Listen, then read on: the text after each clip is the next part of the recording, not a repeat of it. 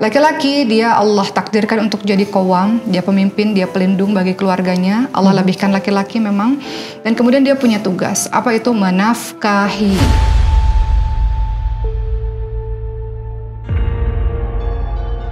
Dia bukan dari tulang punggung untuk mencari nafkah. Jadi pencari nafkah itu adalah laki-laki, bukan perempuan. Berarti bekerja bukan tugas utama istri ya? Niat kerjanya ini buat apa? Betulkah hanya karena memang kebutuhan tidak tercukupi dalam keluarga atau kehidupan kita yang sebenarnya konsumtif? Perempuan itu memang paling baik di rumah. Oke. Boleh nggak keluar? Boleh, untuk urusan-urusan yang penting. Setelah itu jangan keliaran. Cepat pulang lagi kembali ke rumah.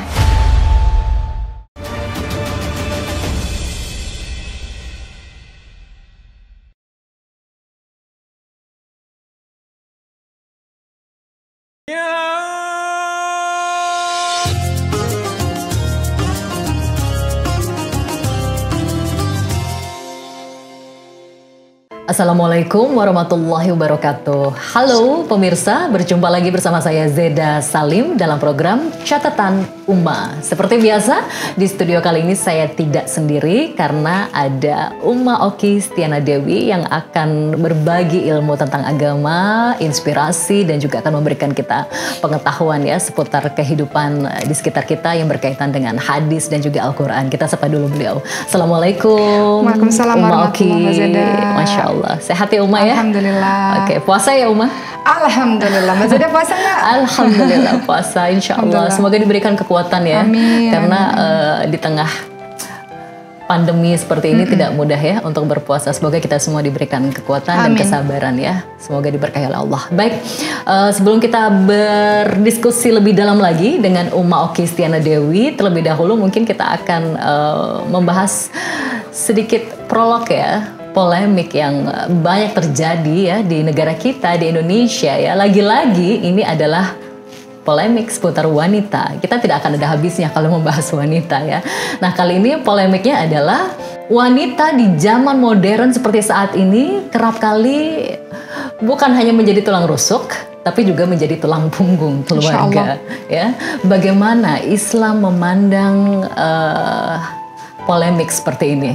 Bagaimana Islam memandang seorang wanita atau seorang istri khususnya bekerja, terutama menafkahi keluarga. Nah, kita akan coba untuk membahas lebih detail lagi dengan Umma Oki Stiana Dewi. Oke, Umma, jadi seperti itu ya.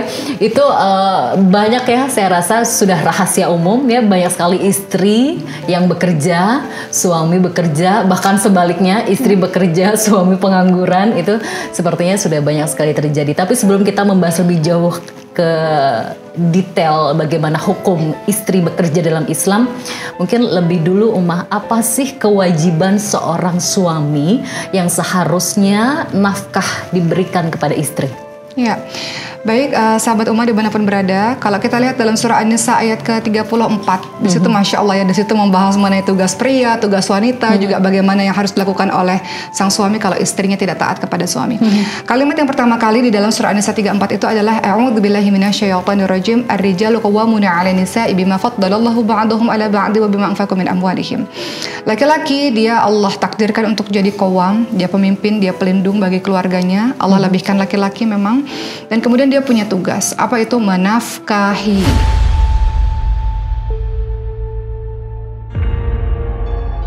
Istri dan juga anak-anaknya, menafkahi keluarganya. Dia punya tugas mulia itu.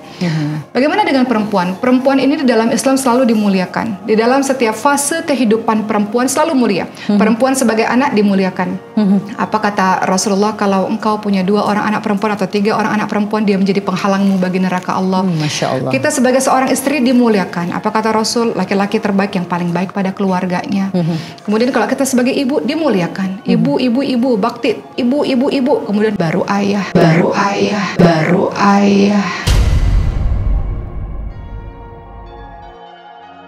Sampai 3 kali ya, ibu. Karena Masya Allah. ibulah yang mengandung, ibulah yang melahirkan, ibu yang menyusui, laki-laki nggak bisa. Laki-laki nggak bisa melakukan 3 hal tersebut. Jadi dalam setiap fase kehidupan kita ini dimuliakan. Dan kita juga tahu perempuan itu tercipta dari tulang rusuk. Artinya memang fitrahnya dia dijaga, dia dilindungi. Dia bukan dari tulang punggung untuk mencari nafkah. Jadi pencari nafkah itu adalah laki-laki, bukan perempuan. Masya Allah. Ketika perempuan sebelum menikah, hidupnya seluruhnya ditanggung oleh ayahnya. Ketika dia sudah menikah, kehidupannya ditanggung oleh suaminya. Namun dalam kehidupan ini kadang-kadang berjalan tidak ideal. Yang ideal adalah ayah yang menafkahi kita, suami yang menafkahi kita. Namun dalam kehidupan kadang-kadang di antara kita ada yang tidak ideal atau yang kurang ideal. Maksudnya apa? Mungkin suaminya sudah bekerja tapi belum cukup menafkahi keluarga. Akhirnya si perempuan hebat ini walaupun bukan tugasnya dia membantu perekonomian suami, Masya Allah. Atau mungkin suaminya sudah berjuang tapi di PHK.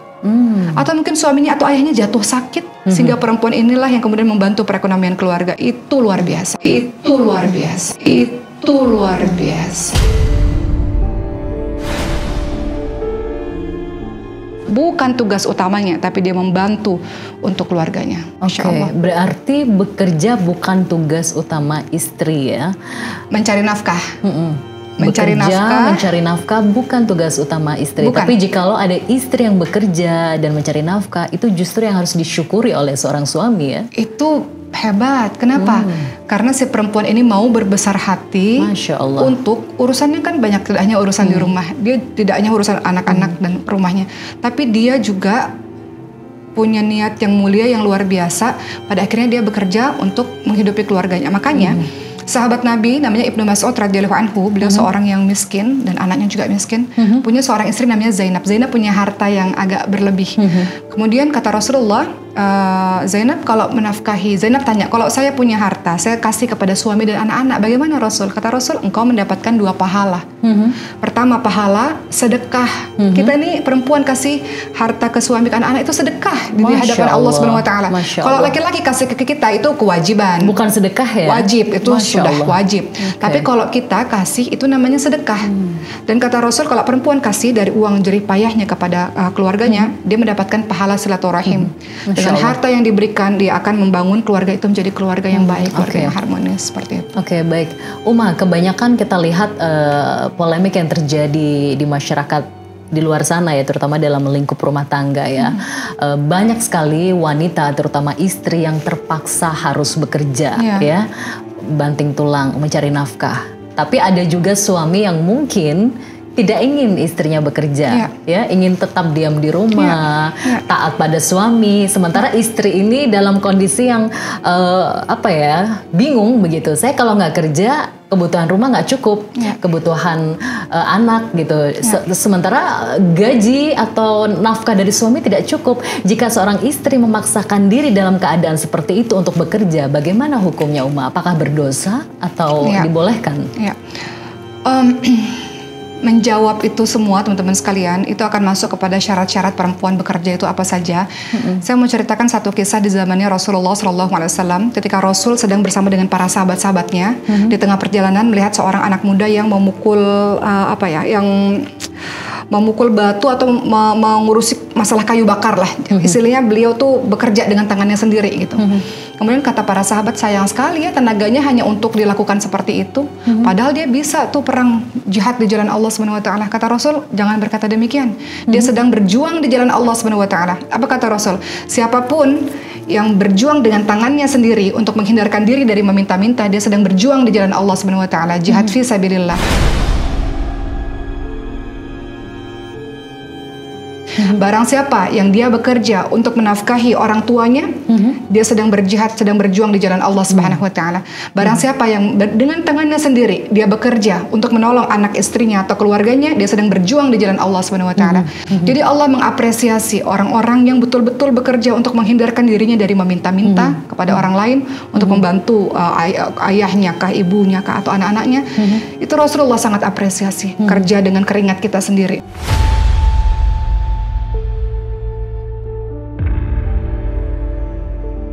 Kemudian pertanyaan berikutnya, tapi bagaimana nih dalam sebuah keluarga ketika suami mengatakan nggak boleh kerja, sementara kita ekonominya kurang. Teman-teman sekalian, ada syarat-syarat wanita bekerja. Pertama adalah niat dulu. Niat kerjanya ini buat apa? Betulkah hanya karena memang kebutuhan tidak tercukupi dalam keluarga, atau kehidupan kita yang sebenarnya konsumtif? Sebenarnya suami udah cukup-cukup aja sih, cuman karena kita mau beli itu, mau beli ini, terlalu konsumtif sehingga kita terus merasa kurang. Nggak ada qanaah di dalam diri seorang. Tidak ada rasa syukur ya. Tidak ada rasa syukur, tidak selalu merasa kurang terus menerus. Jadi pertanyaannya coba ditanyakan lagi pada hati terdalam, betulkah saya bekerja ini karena memang suami nggak cukup sama sekali, atau karena saya pengen kehidupan yang lebih lagi. Jadi kembali lagi, syarat wanita bekerja pertama, dia harus niatnya betul-betul lillahi ta'ala. Kedua, harus mendapatkan restu dan ridha kalau sudah menikah dari suaminya. Oh, Masya Allah. Harus. Jadi walaupun harus kelaparan, tidak ada beras, tidak ada makanan, kalau suami tidak ridho untuk bekerja, tidak boleh bekerja begitu. Kalau itu kayaknya wallahu alam ya, apakah ada kisah itu dalam kehidupan sehari-hari. Suami yang baik tidak akan mungkin membiarkan, nggak akan mungkin membiarkan istrinya, anak-anaknya kelaparan, itu nggak akan mungkin. Dia pasti, suami yang baik, suami yang saleh itu pasti, kalau beliau tahu beliau mungkin memiliki keterbatasan ini itu, beliau pasti mengizinkan istrinya dengan koridor-koridor yang syar'i, pekerjaan-pekerjaan yang aman. Mungkin kalau kita husnuzon, mungkin suami tidak mengizinkan, mungkin karena suami tahu kalau kamu bekerja di sini khawatir fitnahnya besar. Coba kita berhusnuzon, kita berprasangka baik. Mungkin kalau yang ini boleh. Seperti itu. Jadi kita harus bisa berkomunikasi dengan baik dengan suami ya, agar mendapatkan ridhonya ya. Entah bagaimana caranya agar suami ridho kita dibolehkan untuk bekerja gitu ya. Karena coba kita tanya pada para laki-laki, harga diri beliau itu ya. Ketika beliau bisa menafkahi, bisa memberikan anak istrinya itu ada. Ini Uma, ini yang menarik. Terkadang banyak laki-laki ini menampung ya beberapa keluhan wanita. Terkadang banyak sekali lelaki ego, seperti yang Uma katakan tadi. Banyak sekali lelaki yang merasa saya pemimpin rumah tangga, kamu harus taat pada saya. Padahal komitmen di awal pernikahan mengizinkan, atau bahkan sebelum menikah komitmennya diizinkan untuk bekerja. Tapi setelah menikah dengan memakai dalih patuh pada suami gitu, sehingga wanita di sini merasa tidak diberikan keadilan begitu. Itu bagaimana menyikapinya Uma? Kebutuhan juga masih kurang. Saya pikir gitu. Ini mungkin karena kurang komunikasi sih. Mungkin tadi contohnya mungkin suaminya itu terlalu sayang pada istrinya. Oh, Masya Allah. Terlalu sayang. Jadi kalau kita pakai kacamata sayang, saya tahu suami saya sayang sama saya. Jadi takut kalau saya pergi terlalu jauh, takut kenapa-napa. Kalau saya pergi bekerja dengan yang ini, takut ada fitnah yang lain-lain yang dia khawatir bahwa kita akan tergoda kah atau yang lain-lain. Jadi yang paling penting masalah komunikasi menurut saya. Tapi istri yang salihah adalah dia pasti yang kedua akan meminta izin dan restu dari suaminya. Tentu untuk mendapatkan izin dan restu itu pasti ada diskusi antar suami dan istri. Kamu kenapa nggak boleh? Alasannya apa? Saya mau bekerja, alasannya apa? Jadi ini komunikasi kunci dari segalanya juga ya teman-teman sekalian, karena penyebab perceraian itu banyak sekali. Salah satunya tidak hanya sekedar KDRT, tidak hanya sekedar dari orang ketiga, tapi juga nafkah ekonomi, komunikasi juga. Komunikasi yang tidak lancar itu salah satu penyebab dari perceraian sebetulnya. Jadi kembali ke yang kedua, Mbak Zeda, mohon maaf bahwa syarat wanita bekerja yang kedua adalah harus mendapatkan restu dan ridho dari suaminya. Makanya orang-orang yang belum menikah suka buat syarat pernikah. Nah, izinkanlah saya bekerja. Ada syarat-syarat pernikah begitu. Nah, itu kalau misal syarat pernikahnya diizinkan, sudah kesepakatan. Kita sudah bikin kesepakatan sebelum menikah boleh bekerja, tapi setelah menikah ternyata tidak diizinkan. Itu gimana tuh? Komunikasi. Dia pasti punya alasan kenapa dia tidak memperbolehkan kita dengan kasih sayang. Tetap ujung-ujungnya kita harus patuh pada suami ya, walaupun kesepakatannya tidak seperti itu gitu ya. Betul. Ada komunikasi. Karena selalu ketika seseorang melakukan sesuatu pasti ada alasan di balik itu. Yang mungkin kita belum paham, kita butuh komunikasi. Kemudian berikutnya syarat wanita bekerja teman-teman sekalian adalah dia sadar bahwa ketika dia bekerja, dia tahu bahwa dia tidak tabarruj berlebih-lebihan. Artinya dia tidak memamerkan kecantikannya luar biasa. Dalam surah Al-Ahzab ayat 33 Allah Subhanahu wa taala ingatkan, a'udzubillahi minasyaitonir rajim, wa qurna fi buyutikunna. Perempuan itu memang paling baik di rumah. Boleh nggak keluar? Boleh, untuk urusan-urusan yang penting. Setelah itu jangan keliaran.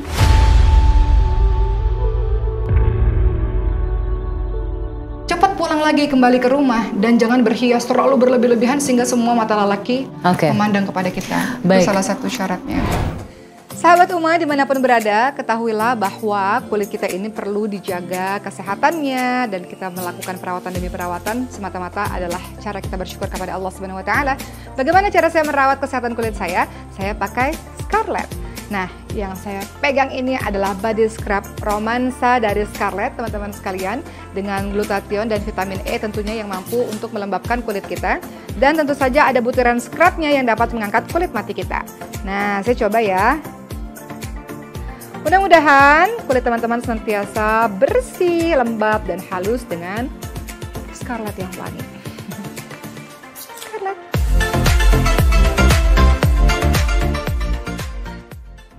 Uma, di luar sana kan banyak sekali istri-istri yang bekerja, bahkan nafkahnya lebih tinggi daripada suaminya. Siapakah yang paling berhak mendapatkan rezeki yang didapatkan oleh istri? Yang paling membutuhkan. Kalau di dalam keluarga begini, bukan dalam suami atau orang tua. Kalau suaminya sudah kaya raya, misalnya suaminya sudah cukup, anaknya sudah cukup, suami sudah menafkahi cukup, berarti yang paling membutuhkan. Istri Rasulullah ada, namanya Zainab binti Khuzaimah radhiyallahu anha. Beliau itu dinafkahi oleh Rasulullah, tapi beliau bekerja dengan menyamak kulit binatang, sehingga beliau mendapatkan penghasilan. Uangnya untuk apa? Untuk bersedekah kepada orang-orang miskin, sehingga beliau digelari dengan nama Ummul Masakin, ibunya orang-orang miskin. Berarti artinya nafkah yang didapatkan seorang istri, apakah ada hak suami di situ? Ketika seorang istri bekerja dengan hasil kerja kerasnya ya, sehingga dia mendapatkan gaji dari situ, 100% uang istri adalah milik istri. Adapun kalau dia mau memberikan kepada keluarganya yang kurang, seperti tadi kisahnya Ibnu Mas'ud yang kurang gitu ya, dia mendapatkan 2 pahala, sedekah dan pahala silaturahim. Berbeda dengan laki-laki. Laki-laki sebagian harta, bukan semua nih, sebagian hartanya adalah wajib nafkahi istri dan anak-anaknya, sekaya apapun istrinya.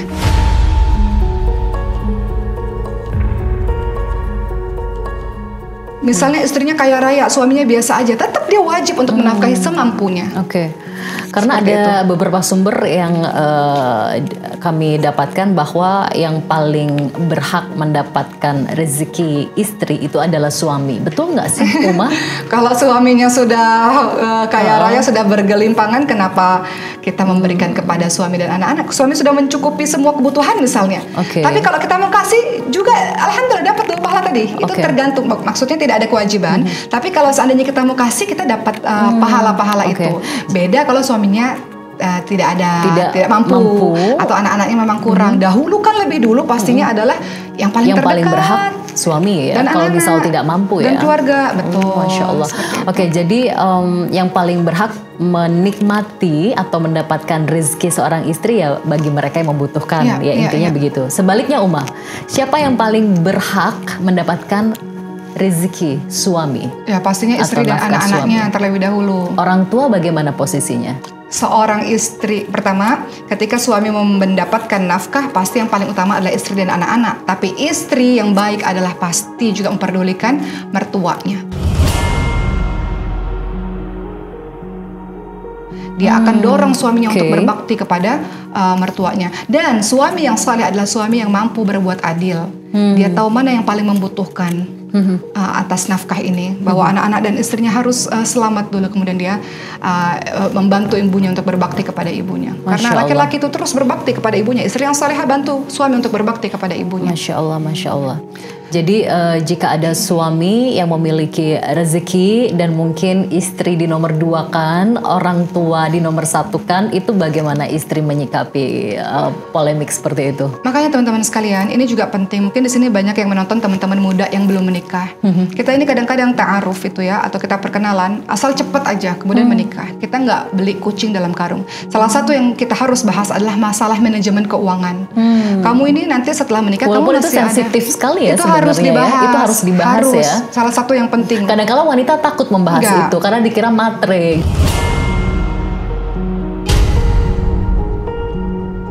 gitu. Jadi laki-lakinya kabur, nggak jadi dia nikahin gitu. Tapi itu ternyata penting sekali ya Uma ya. Penting, itu salah satu pertanyaan yang penting. Sehingga kita tahu dan kita bersiap ya, kita bersiap bahwa oh saya masih menafkahi ibu saya, adik-adik saya ada sekian, saya harus sekolahin, saya harus begini. Jadi kita atau saya ada hutang sekian. Jangan pas nikah kemudian kita akhirnya jadi kaget, menggerutu, mengeluh, oh pilih ibumu atau pilih saya. Kita nggak mau yang seperti itu. Tapi yang jelas kembali lagi bahwa suami yang saleh, suami itu tahu bahwa dia pastikan anak istrinya hidup ya dengan baik dan pasti juga akan mengingat antar ibunya ya, baik ibunya sendiri maupun ibu mertuanya pastinya begitu. Tapi kembali lagi nih Mbak, ada satu yang ingin saya juga ceritakan, ini sangat penting. Banyak istri-istri yang memang bekerja dan uangnya sangat banyak. Melebihi suami. Gajinya lebih tinggi dari suami, banyak sekali ya. Pertanyaannya boleh atau enggak? Jawabannya pasti boleh. Yang nggak boleh adalah ketika istri itu sombong. Ketika istri itu sombong. Ketika istri itu sombong.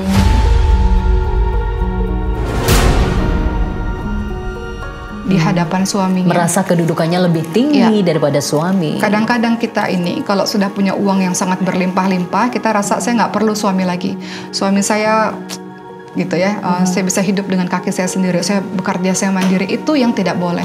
Sehebat apapun engkau di luar, pulang ke rumah engkau adalah makmum bagi suamimu. Bicara masalah ta'aruf pernikah ya, biasanya kan ada beberapa perjanjian pernikah ya yang mencoba untuk didiskusikan. Salah satunya adalah masalah harta. Ini bagaimana Islam memandang perjanjian harta teman-teman ini? sekalian, perjanjian pernikah itu silahkan saja ya. Perjanjian pernikah itu sebenarnya tidak hanya soal harta sih sebetulnya, soal poligami itu perjanjian pernikah. Saya nggak mau dipoligami selama saya masih bisa memberikan untuk kamu dalam kebutuhan biologi. Dan jika itu diingkari setelah pernikahan, itu menjadi dosanya kepada Allah Subhanahu Wa Taala. Seorang mukmin itu ciri orang munafik apa? Ketika berjanji dia mengingkari. Ya. Itu pilihan teman-teman sekalian. Kita tidak bisa mengatakan harus ada perjanjian pernikah. Kalau teman-teman, insya Allah ya kita doa pada Allah, nggak ada kita yang ingin bercerai dalam pernikahan. Betul. Nggak ada. Kita mau pernikahan kita sampai akhir. Tapi ada juga teman-teman yang pada akhirnya nggak apa-apa juga saya atur ya. Nanti kalau misalnya naudzubillah min dzalik terjadi apa-apa jadi jelas pembagiannya, itu kembali kepada masing-masing teman. Tapi yang jelas perjanjian pernikah boleh-boleh saja. Boleh-boleh kalau saja teman-teman merasa itu diperlukan, ada beberapa teman saya yang perjanjian pernikahnya adalah saya boleh pakai asisten rumah tangga. Karena suaminya ini tadinya nggak mau pakai asisten rumah tangga. Sama sekali, harus semuanya dari tangan istri. Masya Allah. Jadi ketika mau menikah, si calon istri ini mengatakan saya diizinkan untuk memakai asisten rumah tangga. Jadi itu boleh.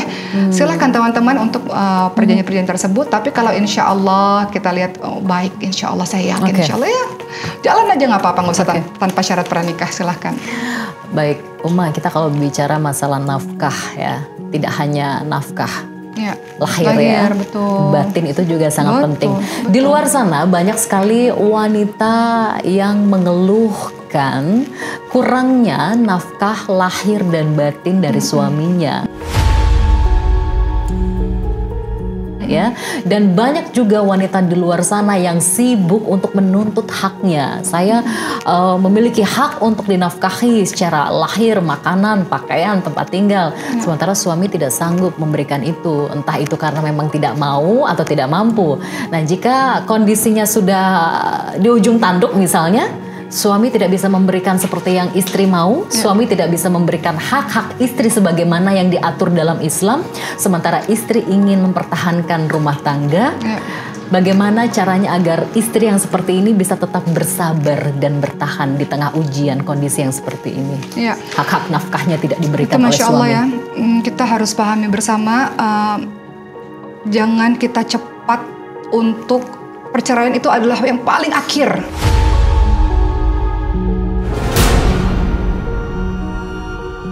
Dari semua perjuangan kita itu paling akhir. Sebelum menuju ke sana yang kita nggak mau ini, insya Allah ya, itu ada banyak cara yang bisa kita lakukan teman-teman sekalian. Cara yang pertama adalah, teman-teman, ini nasihat buat saya juga ya. Kadang saya manusia biasa, kadang-kadang saya juga buat salah dan sebagainya gitu.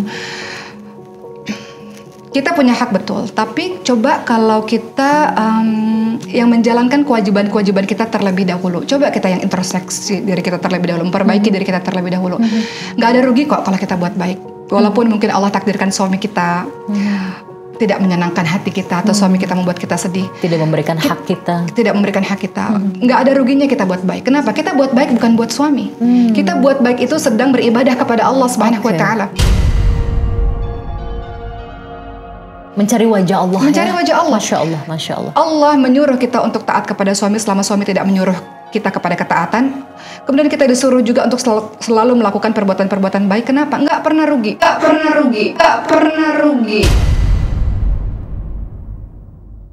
Pernah dengar nggak sih British Propolis? Ini dia, ini yang senantiasa saya, anak-anak, ibu, keluarga semuanya minum setiap hari. Kadang-kadang kita sangat lelah teman-teman sekalian karena aktivitas yang begitu padat. Di bulan Ramadan aktivitas juga semakin padat, tapi cara menjaga stamina adalah dengan British Propolis. British Propolis nggak hanya membuat kita sehat, stamina kita terjaga, tapi membuat kita cerdas. Insya Allah pekerjaan semuanya lancar, ibadah juga lancar dengan British Propolis.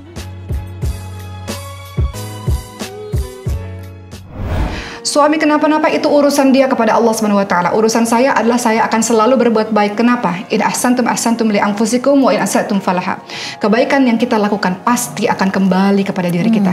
Kejahatan yang kita lakukan akan kembali kepada diri kita. Faman ya'mal mithqala dzarratin khairan yarah wa may ya'mal mithqala dzarratin syarran yarah. Kebaikan sebiji zarah Allah balas, Allah lihat. Semua kebaikan sekecil apapun yang kita lakukan, Allah alamnya suami kita seperti apa. Tapi Allah lihat istri yang salehah ini, istri yang baik ini, semua kebaikan dia lakukan karena Allah balas. Kadang-kadang kita nggak tahu cara Allah membalas kita kebaikan itu. Pun sebaliknya, kejahatan yang engkau lakukan Allah juga balas. Jadi boleh tidak, ini nasihat buat diri saya, kita berkonsentrasi dengan teman-teman semua. Allah uji kita dengan berbagai macam ujian. Setiap orang punya ujiannya masing-masing. Jangan terkecoh melihat video-video atau foto-foto di Instagram keromantisan rumah tangga seseorang, karena semua rumah tangga pasti ada masalah. Ataupun kalau rumah tangganya kelihatannya baik-baik saja, pasti diuji Allah dengan yang lain-lain. Kalau teman-teman Allah berikan ujian rumah tangga, boleh nggak teman-teman kita tahu bahwa ujian itu sesuatu yang pasti yang ada pada diri kita. Pasti. Kalau nggak mau ujian, ya kembali kepada Allah, meninggal itu. Nggak ada ujian lagi, tinggal masuk surga atau neraka Allah. Tapi sepanjang kita hidup pasti, selesai ujian berhenti, pasti ada ujian baru lagi. Kata Allah dalam surah Al-Baqarah, teman-teman sekalian ya, itu ada kalimat walanabluwannakum bisyai'in minal khaufi wal ju'i wa naqsin minal amwali wal anfusi wath thamarati wa basyiras sabirin. Allah pasti menguji kita. Kadang-kadang Allah uji dengan takut, kekurangan harta, kekurangan jiwa, kekurangan buah-buahan. Kata Allah, berikan kabar gembira untuk orang-orang yang sabar. Orang-orang yang apa? Orang-orang yang tahu segala sesuatu itu bukan punya kita. Dan itu sabar itu Allah. Bukan diam ya, tapi meminta pertolongan Allah ya. Menahan diri untuk tidak marah, itu juga termasuk sabar. Dan menahan diri itu tidak mudah ya Umma ya. Betul. Sabar itu ada 3 teman-teman sekalian. Sabar dalam menjalani ujian Allah, sabar dalam meninggalkan keburukan. Kita bisa nih, aduh suami kita begitu, kita bisa nih balas, tapi dia sabar dalam meninggalkan keburukan dan sabar dalam berbuat baik. Yang kita mau Allah, ketika Allah uji dan Allah berikan kekuatan, insya Allah kita bisa sabar dalam istiqamah dalam berbuat baik. Mudah-mudahan dengan perbuatan baik kita, dengan kedekatan kita kepada Allah Subhanahu wa Ta'ala, nggak ada yang nggak mungkin. Allah bisa rubah hati seseorang. Insya Allah tiba-tiba suami itu bisa berubah dengan doa-doa kita di setiap malam kita. Tiba-tiba suami itu bertanggung jawab. Masya Allah, tidak ada yang tidak mungkin bagi Allah Subhanahu wa Ta'ala. Tugas kita adalah berbuat baik karena Allah. Kita mau mencari muka Allah, bukan cari muka di hadapan suami kita. Masya Allah, Masya Allah. Ya, karena di luar sana juga banyak sekali ya Umma yang terutama kaum wanita ya, seorang istri ya, banyak sekali yang hak-haknya tidak diberikan. Tapi harus komunikasi juga sama suami. Harus. Bahkan ada yang sampai 1 tahun tidak mendapatkan nafkah lahir maupun batin, sementara istri masih ingin tetap bertahan ya dalam rumah tangganya, walaupun bisa ya menggugat cerai. Tapi suami ingin bertahan. Itu bagaimana caranya agar hati seorang istri yang mendapatkan ujian seperti ini tetap teguh gitu? Saya punya seorang teman Mbak ya, beliau bercerita Allah uji pernikahan kami dengan kata beliau ya, dengan saya tidak mendapatkan nafkah batin bertahun-tahun, udah bukan berbulan-bulan lagi, Dan bertahun-tahun. ini kisah nyata ya, Iya. banyak terjadi ya. Banyak terjadi. Jadi banyak yang mengalami hal itu. Kemudian beliau mengatakan, tapi insya Allah saya mau menjaga pernikahan saya dengan kesabaran saya. Insya Allah Allah balas semuanya dengan indah nanti di surga Allah Subhanahu Wa Masya Taala. Allah, Masya Allah. Jadi apa yang beliau lakukan? Beliau sibukkan dirinya dengan kesibukan-kesibukan yang baik. Ketika kita sibuk dengan kesibukan-kesibukan yang baik, kita nggak punya waktu lagi untuk memikirkan hal-hal yang lain-lain seperti itu. Waktunya disibukkan dengan amal-amal salih, waktunya disibukkan dengan baca Quran. Dan kemudian di satu sisi bukan berarti beliau suaminya tidak mau beliau berdiam diri ya, tetap pasti ada usaha-usaha yang beliau lakukan. Tapi di balik usaha-usaha yang beliau lakukan supaya suaminya tertarik gitu ya, tetap yang akhirnya yang beliau lakukan juga akhirnya memperbanyak untuk menyibukkan dirinya sendiri seperti itu, untuk menghibur hatinya. Seperti itu. Jadi kejadian-kejadian seperti itu teman-teman sekalian, kita juga harus mengetahui mungkin ada alasan-alasan tertentu kenapa tidak, kenapa ada apa gitu. Dengan adanya komunikasi, mungkin pertama mungkin suami punya penyakit tertentu yang kita nggak tahu, mungkin sehingga beliau tidak bisa memberikan atau tidak sering memberikan mungkin. Maka istri yang solehah ini paham dengan keadaan suaminya. Kadang-kadang banyak hal-hal yang harus kita bersabar dalam kehidupan ini untuk mendapatkan buah yang besar nanti di surga Allah Subhanahu Wa Taala. Atau yang kedua, mungkin beliau memang tidak tertarik sama sekali ya, mungkin karena penampilan kita. Mungkin beda-beda kejadian, beda-beda penyebab. Atau mungkin yang ketiga, lelah mungkin atau stres dalam pekerjaan. Kita nggak tahu, suami nggak pernah cerita karena mungkin terlalu banyak stres ya dalam pekerjaan sehingga itu menyedot segala macam energinya. Tapi kalau intinya kalau menghadapi masalah konflik yang terkait dengan nafkah dan hak-hak yang tidak diberikan, itu ada baiknya kita membuka masalah tersebut kepada orang lain atau menyimpan sendiri dan cukup mengadukan kepada Allah. Yang terbaik yang mana? Ya, ini juga nasihat buat saya ya. Ada kalimat hunna libasulakum wa antum libasulahun. Ada kalimat bahwa pasangan itu adalah dia pakaian bagi kita. Dia pakaian itu artinya bukan hanya perhiasan. Pakaian itu kita saling menutupi kekurangan satu sama lain. Masya Allah. Suami melakukan demikian pasti ada alasan di balik itu. Pasti. Paling penting adalah komunikasi teman-teman sekalian. Kemudian yang kedua, kalaupun kita mau bercerita, pastikan ketika kita bercerita bukan membuat masalah semakin meluas, tapi ketika kita bercerita kita mendapatkan solusi dari permasalahan itu. Maka cari orang-orang yang bijak, orang-orang yang kita percaya. Oke, jadi jangan sembarang orang, harus orang yang berilmu, terutama ilmu agama ya. Betul. Dan bisa memberikan solusi terbaik. Betul. Ya. Betul. Okay. Kadang ada yang mungkin pasangannya sakit, ya kita bisa tolong suami kita untuk misalnya untuk berobat kah, untuk apakah seperti itu. Jadi selalu yang di pikiran kita tuh selalu ada alasan di balik sebuah perbuatan atau sebuah perkataan seperti itu. Baik, menarik sekali kalau kita bahas nafkah, tidak ada habisnya nih Umah. Langsung saja bisa memberikan catatan singkat dari Umah terkait dengan polemik nafkah istri ya, nafkah suami, terutama bagaimana istri menafkahi suami, peran wanita yang menjadi tulang punggung dalam keluarga. Catatan Umah, silahkan. Sahabat Umah yang dirahmati oleh Allah Subhanahu Wa Taala, Islam sangat memuliakan wanitanya, Masya Allah. Sampai ada satu surat khusus dalam Al-Quran yang berisi tentang wanita, itu surah An-Nisa. Digambarkan banyak sekali para sahabat-sahabat Nabi yang wanita ya, istri-istri Nabi, mereka orang-orang yang mulia, orang-orang yang luar biasa. Sebagian dari beliau-beliau ini juga bekerja untuk apa? Bekerja untuk bersodakoh lebih banyak teman-teman sekalian. Atau ada sahabat wanita lainnya yang juga bekerja untuk membantu perekonomian keluarga. Masya Allah, orang-orang yang mulia luar biasa. Tidak mudah menjalankan peran sebagai seorang ibu rumah tangga, mengurusi anak-anak. Tapi juga tidak mudah juga dalam waktu yang bersamaan kita juga harus bekerja untuk mencari penghasilan tambahan untuk keluarga. Semoga semua usaha, kerja keras, tenaga yang teman-teman keluarkan untuk menolong kehidupan keluarga ini Allah ganjar dengan pahala yang sangat besar. Itu bukan tugasmu wahai para wanita, tapi engkau berbesar hati untuk melakukan itu demi menyelamatkan keluargamu, demi menyelamatkan anak-anakmu. Semoga Allah jaga, luruskan niat itu dalam melakukan pekerjaan-pekerjaan. Pastikan terhindar dari fitnah, pastikan tetap terjaga engkau sebagai seorang wanita yang mulia insya Allah. yang dengan begitu engkau juga menyadari bahwa semua ini bisa didapatkan karena pertolongan dari Allah Subhanahu wa taala. Tetap tawadu, rendah hati dengan suamimu, dan nasihat untuk saya dan kita semua adalah insya Allah jaga dengan cara apa? Dengan cara suami yang dekat kepada Allah Subhanahu wa taala, istri yang dekat kepada Allah Subhanahu wa taala. Ada komunikasi-komunikasi yang kita lakukan kepada Tuhan kita, tapi jangan lupa ada komunikasi yang kita lakukan dari hati ke hati dengan pasangan kita secara rutin untuk mengetahui apa sih sebenarnya penyebabnya sehingga terjadi konflik-konflik dalam rumah tangga ini. Tidak ada pernikahan yang mudah, tidak ada pernikahan yang tidak ada masalah. Semua pernikahan naik turun luar biasa. Pernikahan dinilai sebagai sebuah setengah agama.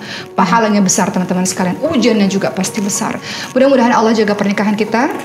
Tetap teguhlah dalam berbuat baik. Kita berbuat baik bukan untuk suami kita berbuat baik untuk mencari ridha Allah Subhanahu wa taala. Istri yang salihah mudah-mudahan mampu membawa keluarganya, suami, anak-anaknya perlahan-lahan menuju kepada Allah Subhanahu wa taala juga. Masya Allah. Seperti itu insyaallah. Masya Allah. Jadi kesimpulannya pada saat kita menghadapi ujian rumah tangga, terutama terkait dengan nafkah yang tidak bisa kita selesaikan dengan akal sehat dan hati kita karena keterbatasan kita sebagai manusia, bahkan berkomunikasi dengan suami atau istri pun gagal. Satu hal ya Umaya, selalu minta pertolongan Allah, selalu minta pertolongan Allah ya. Jangan itu menjadi solusi terakhir, tapi itu pertama yang harus dilakukan ya, selalu minta pertolongan Allah dalam setiap ujian kehidupan yang terjadi dalam rumah tangga, termasuk soal nafkah atau hak-hak yang tidak diberikan oleh suami atau istrinya. Kita jaga pernikahan kita semampu kita, insya Allah. Masya Allah. Itu adalah ciri-ciri orang cerdas ya Uma ya. Wanita yang cerdas adalah wanita yang pandai atau berusaha semaksimal mungkin mempertahankan rumah tangganya. Amin ya Setuju ya Uma ya? Betul. Masya Allah. Baik, luar biasa Uma Oki, terima kasih banyak atas ilmu dan juga sharing kisah-kisah dan pengalamannya. Insya Allah bermanfaat untuk kita semua, terutama kaum wanita. Terima kasih Uma Oki Stiana Dewi. Dan pemirsa, terima kasih juga sudah setia bersama kami. Selamat menjalankan ibadah puasa. Saya Zaida Salim dan juga Uma Oki Stiana Dewi dan seluruh kerabat kerja yang bertugas. Terima kasih. Sampai jumpa. Wassalamualaikum warahmatullahi wabarakatuh. Waalaikumsalam warahmatullahi wabarakatuh.